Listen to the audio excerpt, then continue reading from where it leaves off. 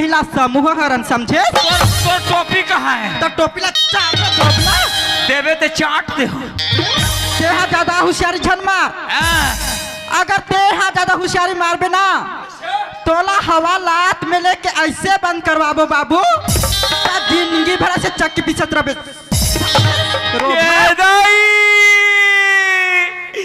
मोला थाना छाना का हो गया?